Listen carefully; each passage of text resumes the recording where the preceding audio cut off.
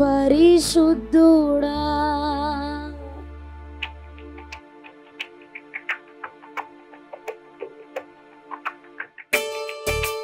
అందరు చప్పట్లు కొడుతూ దేవుని నామాన్ని కనపడదాం.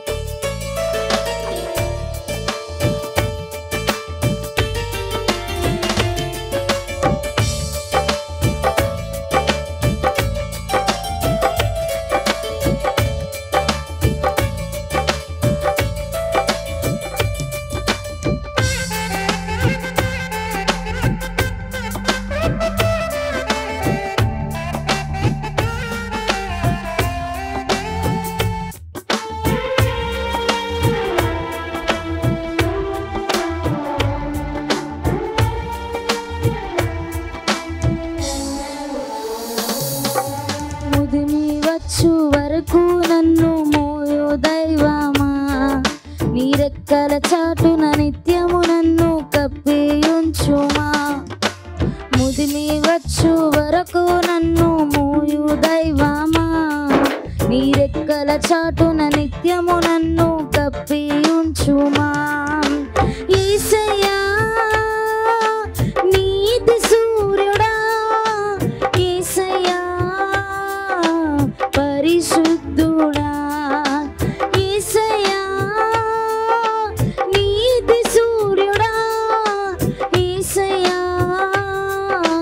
పరిశుద్ధుడా. చేతులు పైకెత్తి హల్లెలూయా హల్లెలూయా హల్లెలూయా, ఆరాధన ఆరాధన ఆరాధన, హల్లెలూయా హల్లెలూయా హల్లెలూయా, ఆరాధన ఆరాధన ఆరాధన.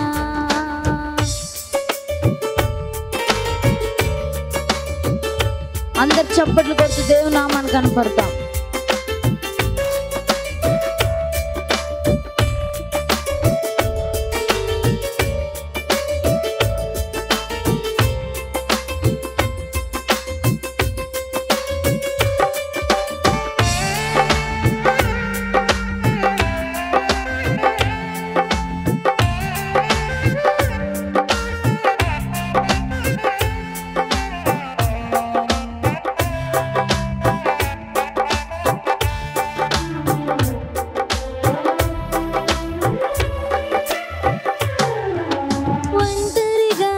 చేరలేను ప్రేమ గూటికి, రక్తము చెందిన నీ హస్తములే నన్ను చేర్చాయి.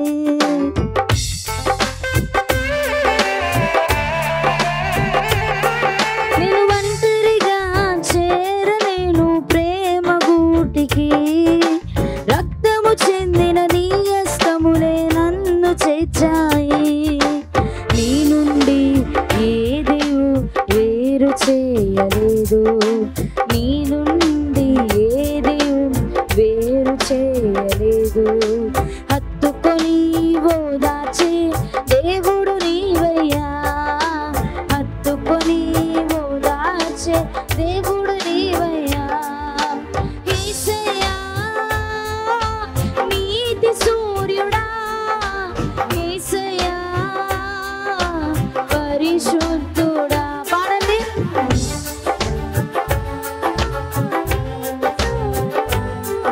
మా యేసయ్యా పరిశుద్ధుడా, హల్లెలూయా హల్లెలూయా హల్లెలూయా, ఆరాధన ఆరాధన ఆరాధన.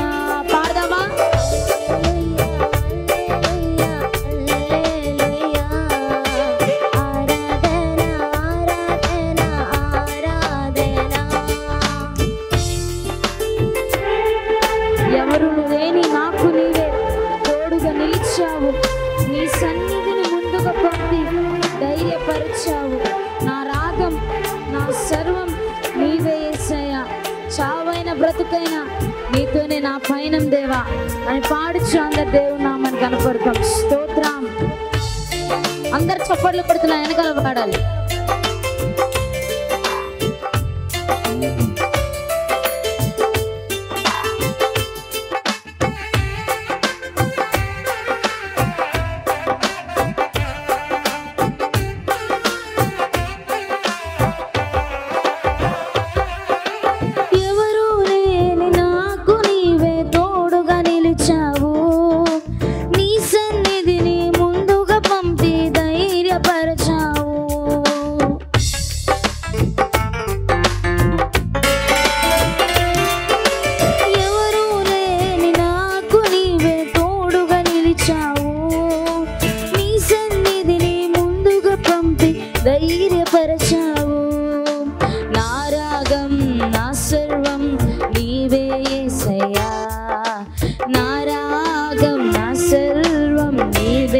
యేసయ్యా చావైనా బ్రతుకైనా నీతో నా పయనం చావైనా బ్రతుకైనా నీతో నా పయనం యేసయ్యా యేసయ్యా నీతి సూర్యుడా నా యేసయ్యా పరిశుద్ధుడా పాడండి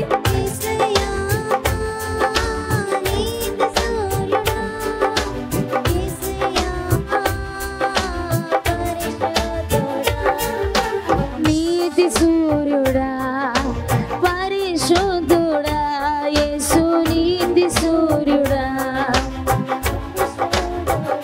చప్పట్లు కొడుతూ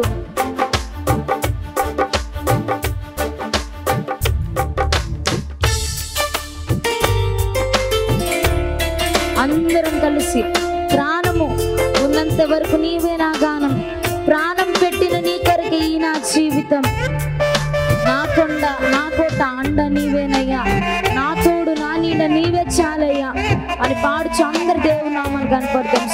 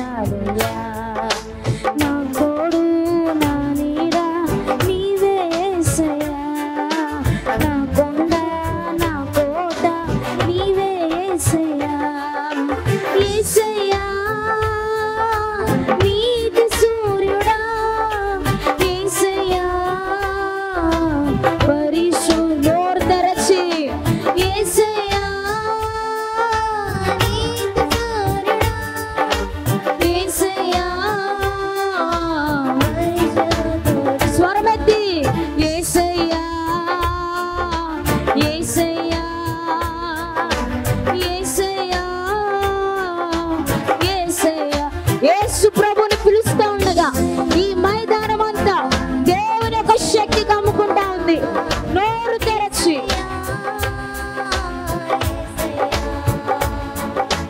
యేసయ్యా యేసయ్యా యేసయ్యా నా యేసయ్యా పాడదామా యేసయ్యా యేసయ్యా యేసయ్యా యేసయ్యా నోరు తెరచి నీతి సూర్యుడా పరిశుద్ధుడా యేసు నీతి సూర్యుడా ఇంకొకసారి నీతి సూర్యుడా నా యేసు పరిశుద్ధుడా నీతి సూర్యుడా పరిశుద్ధుడా నీతి సూర్యుడా పరిశుద్ధుడా నీతి సూర్యుడా యేసు నీతి సూర్యుడా నీవే నీతి సూర్యుడా యేసయ్యా యేసయ్యా యేసయ్యా యేసయ్యా పిలుదామా యేసయ్యా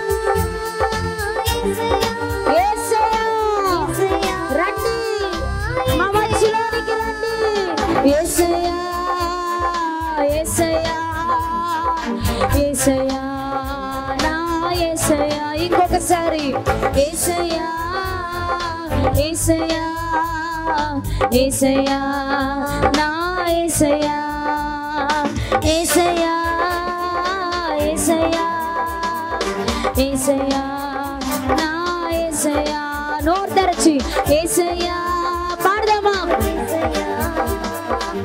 దేవా మమ్మల్ని నింపడానికి రండి అయ్యా, మమ్మల్ని నింపడానికి రండి. ఈ రోజు రాత్రి నాకు విడుదల కావాలి, ఈ రోజు రాత్రి నువ్వు నాతో మాట్లాడాలి. యేసయ్యా యేసయ్యా ఆమేన్. యేసయ్యా నా యేసయ్యా, యేసయ్యా యేసయ్యా, యేసయ్యా నా యేసయ్యా. ఇంకొకసారి యేసయ్యా రీ బాబా బాబా బాబా షాఖాదారా బాబా యేసయ్యా రిఖాలారా దేరే సాబా బాబా. స్తోత్రమయ్యా నా యేసయ్యా, యేసయ్యా యేసయ్యా యేసయ్యా నా యేసయ్యా, యేసయ్యా యేసయ్యా. నోరు తెరచి యేసయ్యా నా యేసయ్యా.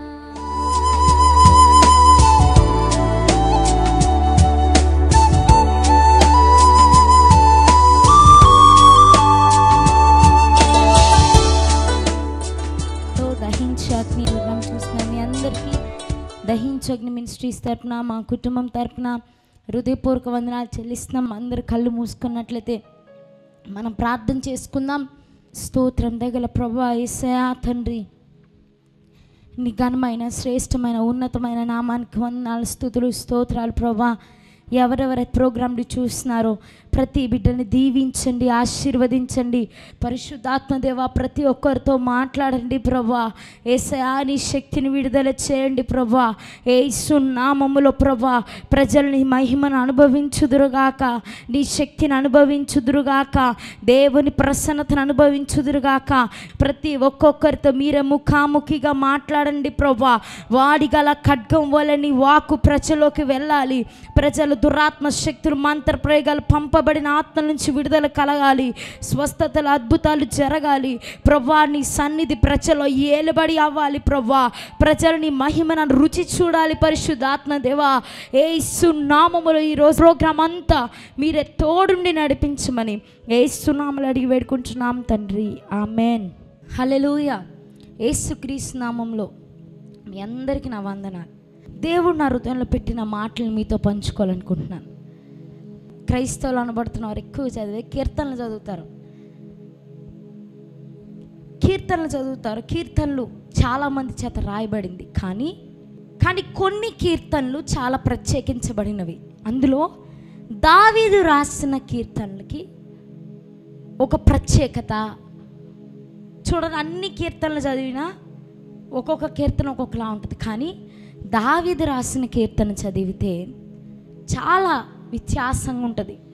అందులో దావీదు రాసిన కీర్తనల గ్రంథం 27వ అధ్యాయం 8వ వచనం చదువుదాం. నా సన్నిధిని వెతుకుడని నీవు సెలవీయగా యెహోవా నీ సన్నిధిని నేను వెతకదనని నా హృదయం నీతో అనిను. దావీదు యొక్క హృదయము దేన్ని వెతుకుతుందంట? దేవుని సన్నిధిని వెతుకుతుందంట. ఈరోజు దేవుడు నిన్ను కూడా అడుగుతున్నాడు, నీ మనసు దేన్ని వెతుకుతుంది? నీ హృదయం దేన్ని వెతుకుతుంది? దావీదు హృదయం అంట దేవుని సన్నిధి కొరకు వెతుకుతుందంట. దావీదు చాలా అడగచ్చు కదా, నా హృదయం నీ సమృద్ధి కోరుతుందని అడగచ్చు కదా, లేకపోతే నిన్ను కోరుతుంది అనొచ్చు కదా. అలా కూడా అన్నాడు చాలా చోట్ల. కానీ ఇక్కడ స్పెసిఫిక్గా కీర్తనలు 27లో అంటున్నాడు, 27:8లో నా హృదయం నీ సన్నిధి కొరకు వెతుకుతుంది ప్రభా. ఎందుకు దావీదు దేవుని సన్నిధి కొరకు అంతగా ఎదురు చూస్తున్నాడంటే మొదటి విషయం ఏంటో తెలుసా? కీర్తన గ్రంథం 16వ అధ్యాయం 11వ వచనం చదువుదాం. 16:11 జీవ మార్గమును నీవు నాకు తెలియజేసేదవు, నీ సన్నిధిని సంపూర్ణ సంతోషము కలదు, నీ కుడి చేతిలో నిత్యము సుఖములు కలవు. హల్లెలూయా. ఆయన సన్నిధిలో సంపూర్ణ సంతోషం. ఈరోజు చాలా మందికి లేనిదే ఇది సంతోషం. దావీదు కూడా అందుకే అడుగుతున్నాడేమో, నీ సన్నిధిని ఇవ్వయ్యా.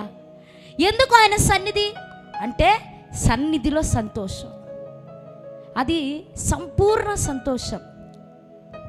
సంతోషంగా ఉండడం అనేది చాలా కష్టం, బాధగా ఉండడం అనేది చాలా ఈజీ. గుండె చెదిరిపోవడానికి ఏదో పెద్ద పెద్ద విషయాలు లేకపోతే ఏదేదో జరగవసరం లేదు. గుండె చెదిరిపోవడానికి ఒక్క ఫోన్ కాల్ చాలు. నీ గుండె చెదిరిపోవడానికి ఒక్క మెసేజ్ చాలు. నీ గుండె చెదిరిపోవడానికి ఒక్క చెడు వార్త చాలు. నీ సంతోషం, నీ సమాధానం, నీ ఆనందం అక్కడికక్కడే మునిగిపోతుంది. నేను నవ్వి చాలా రోజులైందండి, నేను సంతోషంగా ఉండి చాలా రోజులైందండి, నేను ఆనందంగా ఉండి చాలా రోజులైందండి, నేను ఆనందాన్ని అనుభవించి సంతోషాన్ని అనుభవించి చాలా రోజులైందండి. నీకు ఒక శుభవార్త తీసుకొచ్చాను. ఆయన సన్నిధిలో నీకు సంపూర్ణ సంతోషం కలదు. నీ గుండె చెదిరిపోవడానికి ఒక్క నిమిషం, కానీ చెదిరిన గుండెను బాగు చేయడానికి యేసుకు కూడా ఒక్క నిమిషం చాలు. ఎన్నెన్నో ప్రయత్నాలు చేస్తాం, అది జరగాలి, ఇది జరగాలి, అనుకున్నవి జరగలేనప్పుడు చూడండి, తెలంగాణలో దగ్గర 9 మంది యవన బిడ్డలు సూసైడ్ చేసుకొని చచ్చిపోయారు. ఎందుకంటే వారి ఎక్స్పెక్టేషన్స్కి వారు రీచ్ అవ్వలేకపోయారు, వాళ్ళు ఫెయిల్ అయ్యారనే ఒక్క రీజన్తో వాళ్ళు ఏం చేశారంటే వారు గుండె చెదిరిపిన వారు సూసైడ్ చేసుకొని ఆత్మహత్య చేసుకొని చచ్చిపోయారు. కానీ ఈరోజు నా యేసు చెప్తున్నాడు, నా సన్నిధి నీకు సంపూర్ణ సంతోషాన్ని ఇస్తుంది. దావీదు ఒక హృదయ సన్నిధి కొరకు అడిగిందో తెలుసా? ఎందుకంటే దావీదుకి తెలుసు దేవుని సన్నిధిలో సంపూర్ణమైన సంతోషం కలదు. ఈరోజు నీ దుఃఖాన్ని నాట్యంగా మారుస్తాడు, నీ కన్నీరుని దేవుడు సంతోషంగా ఆనంద బాష్పాలుగా మారుస్తాడు. ఈరోజు నువ్వు ఆయన సన్నిధిలో కార్చిన ప్రతి కన్నీరు ఆనంద బాష్పాలుగా మారుతుంది. తర్వాత చదువుదాం కీర్తనల గ్రంథం 41:12. నా యథార్థతను బట్టి నీవు నన్ను ఉద్ధరించుచున్నావు, నీ సన్నిధిని నిత్యము నన్ను నిలవబెట్టుదువు. హల్లెలూయా. ఏం చేస్తుందంట? ఆయన సన్నిధి నిత్యము నిలబెడుతుందంట. పాపంలో పడిపోవటం సహజం. ఇప్పుడు చూడండి, కొన్నిసార్లు పాపంలో ఈజీగా పడిపోతున్నారు. వయసుతో సంబంధం లేదండి పాపానికి. చిన్న పిల్లలు పాపంలో పడిపోతున్నారు. మనం ముంబై వెళ్ళామండి మీటింగ్ కోసం. ఆ ముంబై మీటింగ్లో చూస్తే భయం వేసిపోయింది. ఏంటి ఇలా ఉన్నారు జనాలు? చిన్న పిల్లలు సిగరెట్లు తాగటం, చిన్న పిల్లలు మందు తాగటం, చిన్న పిల్లలు పాపాలు చేయటం, చిన్న పిల్లలు అపవిత్రమైనవి చూడటానికి ప్రేరేపించబడటం, యంగ్ ఏజ్లో వారి జీవితాన్ని నాశనం చేసేసుకోవటం. ఇవన్నీ ఎందుకో చెప్పనా? ఆయన సన్నిధి లేకపోవడం. కానీ మనం దేవుని సన్నిధి కోరినప్పుడు, దేవా నీ సన్నిధితో నన్ను నింపయ్యా, నా హృదయాన్ని నీ సన్నిధితో నింపయ్యా అని అడిగినప్పుడు దేవుడు ఏం చేస్తాడో తెలుసా? నీ హృదయాన్ని ఆయనలో నిలబెడతాడు. నిన్ను ఎలాంటి తుఫాన్లు వచ్చినా, పాపమనే తుఫాన్లు ఎగసి పడినా, సిస్టర్ నేను లోకంలో ఉన్నాను కదా, నేను పాపంలో పడకుండా ఉండగలనంటే ఉండగలవు. ఎప్పుడో తెలుసా? ఆయన సన్నిధిలో నువ్వు నిలబడినప్పుడే. ఈరోజు దేవుని బిడ్డ, దేవుడు నీతోనే మాట్లాడుతున్నాడు. ఈరోజు లోకం సాతాను వేసే దాడికి, సాతాను ఒక తుఫాన్ల వలె, వరదల వలె నీ మీదకి ఎగసి పడుతున్నప్పుడు నువ్వు బలమైన స్త్రీగా, బలమైన వ్యక్తిగా నువ్వు ఎలా ఉండాలో తెలుసా? ఆయన సన్నిధే నిన్ను బలమైన వ్యక్తిగా నిలబెడుతుంది. ఈ లోకంలో పడిపోకుండా నిన్ను ప్రత్యేకపరుస్తుంది. కాబట్టి నువ్వేం చేయాలంటే ఆయన సన్నిధి కొరకు అడగాలి. మూడోదిగా నిర్గమకాండం 33:14. 33:14. అందుకు ఆయన నా సన్నిధి నీకు తోడుగా వచ్చును, నేను నీకు విశ్రాంతి కలుగు చేసేది అనగా. హల్లెలూయా. ఆయన సన్నిధి నీకు తోడుగా వస్తుంది. తర్వాత మాట ఏముంటుందంటే, నేను నీకు విశ్రాంతిని ఇస్తాను. హల్లెలూయా. నీకు విశ్రాంతి కావాలా? రెస్ట్. నీ మైండ్కి రెస్ట్ కావాలా? నీ ఎమోషనల్స్కి రెస్ట్ కావాలా? కొంతమంది చూడండి, ఒకటే థింక్ చేసి ఆలోచించి మెంటల్ వాళ్ళు అయిపోతారు. మెంటల్ ఎందుకు వస్తుంది? మెంటల్ డిజార్డర్ ఎందుకు వస్తుంది? మానసిక ఒత్తిడి వల్ల. కానీ దేవుడు ఏమంటున్నాడు తెలుసా? నేను నీకు విశ్రాంతి ఇస్తాను, నా సన్నిధి నీకు విశ్రాంతి ఇస్తుంది, నీకు తోడుగా వస్తుంది. ఆ తోడుగా వచ్చిన సన్నిధి ఏం చేస్తుంది అంటే నీకు విశ్రాంతి కలుగజేస్తుంది. నీ ఏడుపు నుంచి నీకు విశ్రాంతి, నీ రోగం నుంచి నీకు విశ్రాంతి, నీ బాధ నుంచి నీకు విశ్రాంతి. ఈరోజు నా యేసు నీకు విశ్రాంతిని ఇవ్వబోతున్నాడు. రెస్ట్. కొన్నిసార్లు మైండ్కి, స్ట్రెస్కి రెస్ట్ రిలీఫ్ ఉండదు. ఆ స్ట్రెస్ రిలీఫ్ ఉండదు అసలు. చాలామంది ఏమంటారంటే, ఏదో ఒక బాల్ పట్టుకుని ఇలా అంటే స్ట్రెస్ పోతుంది, లేకపోతే ఇంకొకటి ఏదో చేస్తే నీ స్ట్రెస్ పోతుంది. లేదు, పర్మనెంట్ సొల్యూషన్ కాదండి, అన్ని టెంపరవరీ. స్ట్రెస్ రిలీఫ్ అని ఎవరితో మాట్లాడకుండా ఏంటంటే మౌన రథాలు చేస్తే, మౌనంగా ఉంటే స్ట్రెస్ రిలీఫ్ అయిపోద్దా? చేసినంతసేపే. కొంతమంది ఏం చేస్తారు, ఒత్తిడి ఎక్కువైపోతుందని తాగుతారు సంతోషం కోసం. ఆ తాగి నువ్వు ఆ మత్తు ఉన్నంతసేపే 5-6 గంటలే నీకు సంతోషం, సమాధానం. మళ్ళీ అది మత్తు తీరితే మళ్ళీ అదే బాధ, అదే నొప్పి, అదే కష్టం, అదే శోధన. కానీ యేసయ్య ఏమంటున్నాడు తెలుసా? నా సన్నిధి నీకు సుఖాన్ని ఇస్తుంది, నా సన్నిధి నీకు రెస్ట్ ఇస్తుంది. ఈరోజు ఆయన సన్నిధిని అడుగు. అలిసిపోయాను సిస్టర్, భయంకరంగా పోరాడి అలిసిపోయా, పర్వాలే. నీ అలసటకి ఉపశమనాన్ని ఇచ్చేది దేవుని ప్రసన్నత. ఇంకొక మాట చదివి మనం ప్రార్థన చేసుకుందాం. కీర్తనల గ్రంథం 97వ అధ్యాయం 5వ వచనం. యెహోవా సన్నిధిని సర్వలోకనాథుని సన్నిధిని పర్వతములు మైనము వలె కరుగుచున్నాయి. ఆయన సన్నిధి ఏం చేస్తుందంటే పర్వతాలని మైనం వలె కరిగిస్తుంది. నీ శ్రమ అనే పర్వతం మైనం వలె కరిగిపోతుంది. ఈరోజు నీ కష్టం అనే శ్రమ, కష్టం అనే పోరాటం, కష్టం అనే పర్వతాలు మైనం వలె ఆయన సన్నిధిలో కరిగిపోతాయి.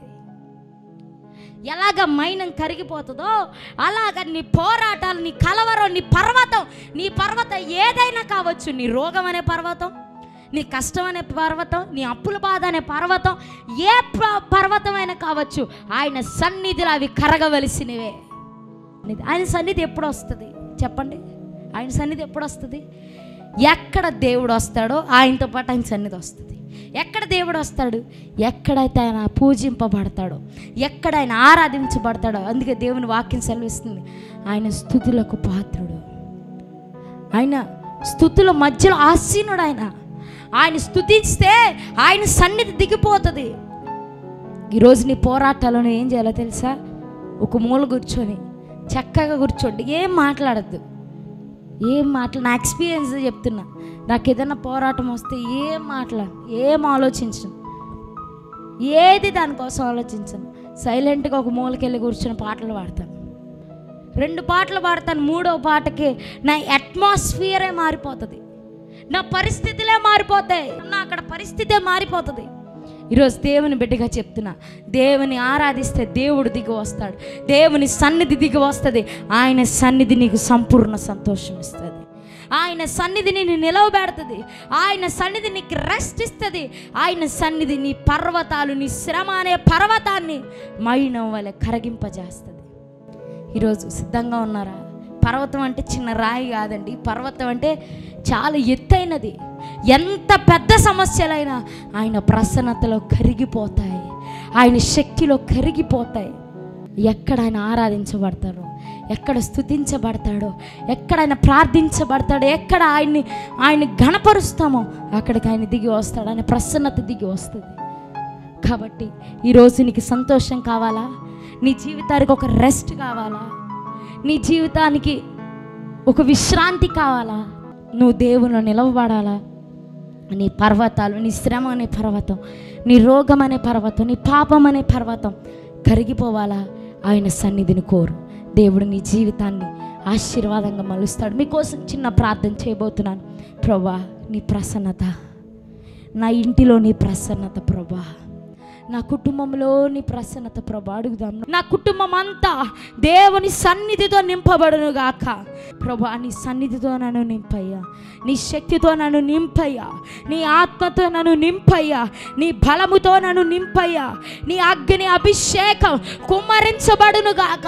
ప్రసన్నత, దేవుని ప్రసన్నత ఏ గ్రామం నుంచి, ఏ పట్టణం నుంచి, ఏ జిల్లా నుంచి వారు ఈ ప్రోగ్రామ్ని చూస్తున్నారో, ఏ దేశం నుండి వారు చూస్తున్నారో ప్రభువా, నీ ప్రసన్నత వాళ్ళ గృహములో నిండుకొనును గాక, నిండుకొనును గాక, నిండుకొనును గాక. యేసు నామములో, యేసు నామములో, యేసు నామములో నీ ప్రసన్నత వారిని ఆవరించును గాక అని ప్రార్థిస్తూ యేసు నామములో అడిగి వేడుకుంటున్నాం తండ్రి. ఆమేన్, ఆమేన్, ఆమేన్. రాజమహేంద్రవరంలో దహించు అగ్ని సేవకుల కూడిక జూన్ 24వ తేదీన ఉదయం 10 గంటల నుండి ప్రారంభించబడును. ముఖ్య ప్రసంగికులు డాక్టర్ థామస్ గారు, దహించు అగ్ని మినిస్ట్రీస్, రాజమహేంద్రవరం. స్థలం దహించు అగ్ని ఆడిటోరియం, నటరాజ్ థియేటర్, రాజమహేంద్రవరం.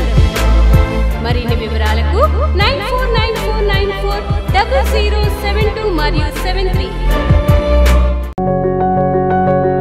పరిశుద్ధాత్మ దేవుని 940072 మరియు 73.